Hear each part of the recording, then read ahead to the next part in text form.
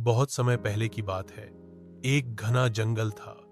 उस जंगल का राजा एक ताकतवर शेर था जिसका नाम सिंहराज था। जंगल के सभी जानवर उससे डरते थे, लेकिन उसका शासन न्यायपूर्ण था। वह बेवजह किसी को नुकसान नहीं पहुंचाता था। उसी जंगल में दो चालाक भेड़िए रहते थे, भीम और धीर। दोनों हमेशा कुछ न कुछ शरारत करते रहते थे और अपनी चालाकियों से दूसरों को धोखा देते थे।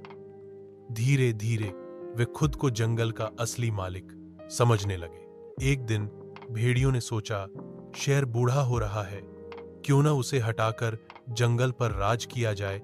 उन्होंने एक योजना बनाई और जंगल के जानवरों में अफवाहें फैलानी शुरू की। शेर अब कमजोर हो गया है, वह किसी की रक्षा नहीं कर सकता। धीरे धीरे कुछ छोटे जानवर डरने लगे और भेड़ियों की बातों में आने लगे।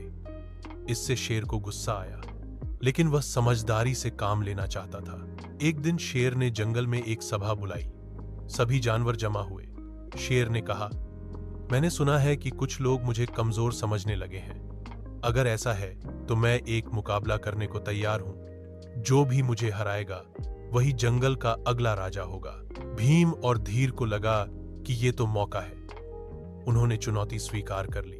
अगले दिन जंगल के बीच एक मैदान में मुकाबला तय हुआ। शेर अकेला था और भेड़िए दो। सब जानवर सोच रहे थे कि अब भेड़िए जीत जाएंगे, लेकिन जैसे ही मुकाबला शुरू हुआ, शेर ने अपनी असली ताकत दिखाई। उसने दोनों भेड़ियों को एक एक करके पछाड़ दिया। एक को पंजा मारकर दूर फेंक दिया और दूसरे को अपनी दहाड़ से ही बेहोश कर दिया। शेर ने कहा, शक्ति सिर्फ ताकत में नहीं बल्कि बुद्धि और न्याय में भी होती है। तुम दोनों ने धोखे से जंगल को बांटने की कोशिश की। जंगल को बांटने वाला कभी राजा नहीं बन सकता।